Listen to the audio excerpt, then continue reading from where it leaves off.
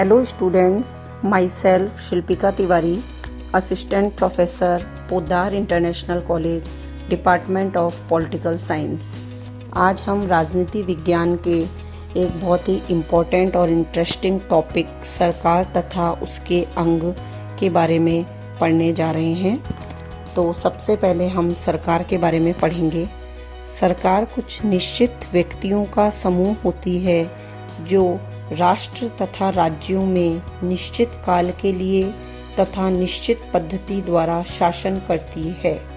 सरकार के माध्यम से राज्य में राज शासन नीति लागू होती है। राज्य निरंतर बदलती हुई सरकारों द्वारा प्रशासित होती है। हर नए सरकार कुछ व्यक्तियों का समूह होती है जो राजनीतिक फैसले लेती है या उन पर नियंत्रण रखती है। तो स्टूडेंट्स, सरकार कुछ व्यक्तियों का समूह है जो कि जनता द्वारा वयस्क मताधिकार के आधार पर चुने जाते हैं। उन्हीं में से सरकार का निर्माण होता है जो जनता की भलाई के लिए नीतियाँ, योजनाएं बनाती है। भारत सरकार जो आधिकारिक तौर से संघीय सरकार व आम तौर से केंद्रीय सरकार के नाम से जाना जाता है, 28 राज्यों तथा 9 केंद्र शासित प्रदेशों के संघीय इकाई जो संयुक्त रूप से भारतीय गणराज्य कहलाती है की नियंत्रण प्राधिकारी है। भारतीय संविधान द्वारा स्थापित भारत सरकार नई दिल्ली से कार्य करती है। अतः भारत सरकार का प्रधान कार्यालय भारत की राजधानी दिल्ली होता है। सरकार के कार्य। सरकार राज्य का एक अनिवार्य तत्व है। सरकार के रूप में ही राज्य एवं उसकी प्रभुता शक्ति को मूर्त रूप मिलता है। इसे सरकार की आत्मा कहा जाता है। सरकार राज्य का वह यंत्र है जिसके ऊपर राज्य के कानून बनाने, उन्हें क्रियान्वित करने तथा उसकी व्याख्या करने का दायित्व है। गार्नर के अनुसार सरकार एक ऐसा संगठन है जिसके द्वारा राज्य अपनी इच्छा को प्रकट करता है, अपने आदेशों को जारी करता है तथा अपने कार्यों को करता है। तो इस प्रकार सरकार राज्य रूपी अमूर्त संस्था का मूर्त रूप होता है। सरकार के कार्य। सरकार द्वारा विभिन्न कार्य किए जाते हैं जिनमें से मुख्य निम्न हैं। फर्स्ट, नए कानून बनाना। सेकंड, पुराने कानूनों को लागू करना। थर्ड, झगड़ों में मध्यस्थता करना। सरकार के अंग। सरकार अपने विभिन्न कार्यों को अंगों के द्वारा करती है। सरकार के मुख्य 3 अंग होते हैं: व्यवस्थापिका, कार्यपालिका और न्यायपालिका। व्यवस्थापिका कानून बनाने का कार्य करती है, कार्यपालिका कानूनों को लागू करती है तथा न्यायपालिका कानूनों की व्याख्या करती है। तो हम सरकार के पहले अंग व्यवस्थापिका के बारे में पढ़ेंगे। तो चित्र में हमें व्यवस्थापिका नजर आ रही है। केंद्रीय व्यवस्थापिका को संसद के नाम से जाना जाता है तथा राज्य की व्यवस्थापिका विधानसभा के नाम से जानी जाती है। व्यवस्थापिका का अर्थ तथा उसकी परिभाषाएं। साधारण शब्दों में विधायिका या व्यवस्थापिका सरकार का वह अंग है जो कानून निर्माण का कार्य करता है। इसे आम तौर पर संसद के नाम से जाना जाता है। संसद शब्द की उत्पत्ति फ्रेंच शब्द पार्लर, जिसका शाब्दिक अर्थ है बातचीत करना या बोलना, तथा लैटिन शब्द पार्लियामेंटम से हुई है। लैटिन शब्द पार्लियामेंटम का प्रयोग भी बातचीत के लिए ही होता रहा है। इस प्रकार संसद शब्द का प्रयोग व्यक्तियों की उस संस्था के लिए किया जाता है जो चर्चा या विचार विमर्श के लिए एकत्रित हुए हों, जिसका संबंध कानून निर्माण से हो। कुछ विद्वानों ने व्यवस्थापिका को निम्न प्रकार से परिभाषित किया है। गिलक्राइस्ट के अनुसार, विधानमंडल सरकार की शक्ति का अधिक भाग है जिसका सरकार के वित्त तथा कानून निर्माण दोनों पर अधिकार होता है। एलन बॉल के अनुसार विधायिका कार्यपालिका का परामर्शदाता निकाय होती है। व्यवस्थापिका के कार्य तथा उसकी शक्तियाँ। व्यवस्थापिका का मुख्य कार्य कानून का निर्माण करना होता है।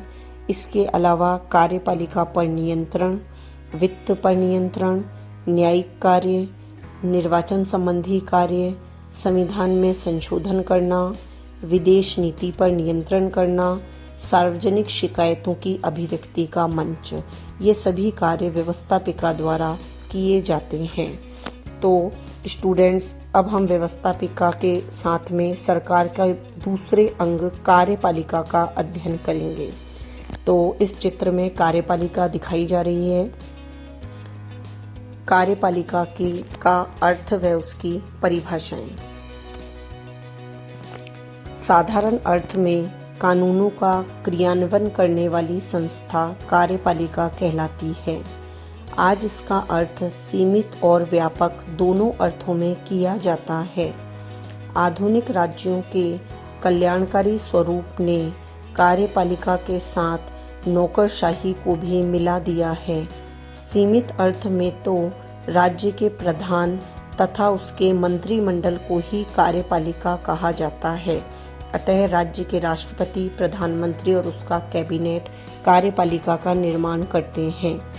परंतु व्यापक अर्थ में कार्यपालिका के अंतर्गत नीति को अमली जामा पहनाने वाले प्रशासनिक अंग भी शामिल हो जाते हैं।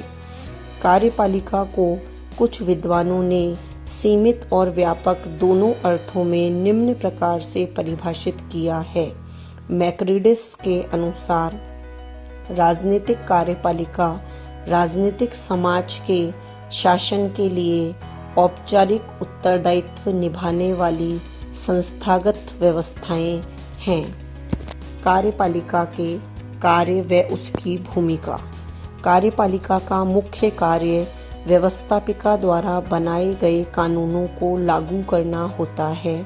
इसके अतिरिक्त यह निम्न कार्य भी करती है: सैनिक कार्य, वित्तीय कार्य, न्यायिक कार्य, नीति निर्माण कार्य, संकटकालीन कार्य, राजनीतिक कार्य, आर्थिक कार्य। कार्यपालिका राज्य सरकार का द्वितीय महत्वपूर्ण अंग होता है। उसके पश्चात सरकार का तीसरा महत्वपूर्ण अंग होता है न्यायपालिका।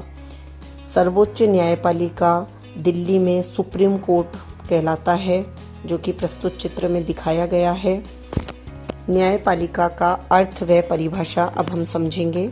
साधारण अर्थ में न्यायपालिका सरकार का वह अंग है जिसका प्रमुख कार्य संविधान की व्याख्या करना तथा कानूनों को भंग करने वालों को दंड देना है।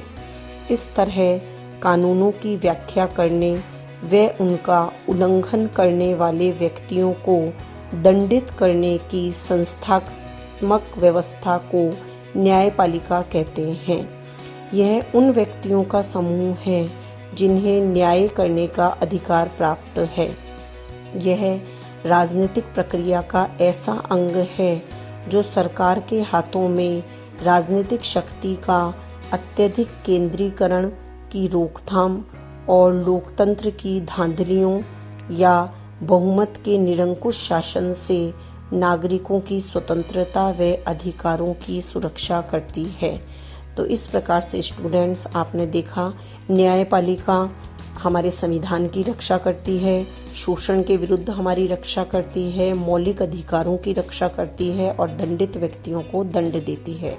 न्यायपालिका की परिभाषा वॉल्टन एच हैमिल्टन के अनुसार न्यायिक प्रक्रिया न्यायाधीशों के द्वारा मुकदमों का निर्णय करने की मानसिक प्रविधि है।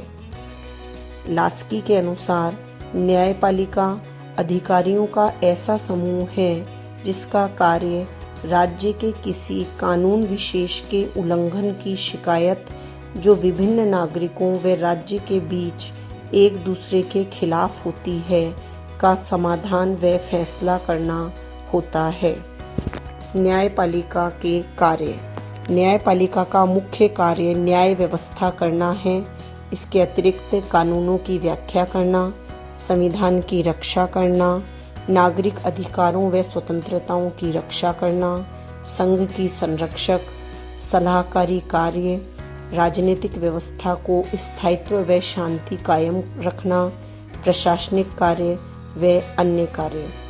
तो इस प्रकार आज हमने सरकार के 3 महत्वपूर्ण अंग व्यवस्थापिका, कार्यपालिका तथा न्यायपालिका का अध्ययन किया, जिसमें व्यवस्थापिका कानूनों का निर्माण करती है, कार्यपालिका उन्हें लागू करती है तथा न्यायपालिका देश में न्याय व्यवस्था बनाए रखती है। धन्यवाद।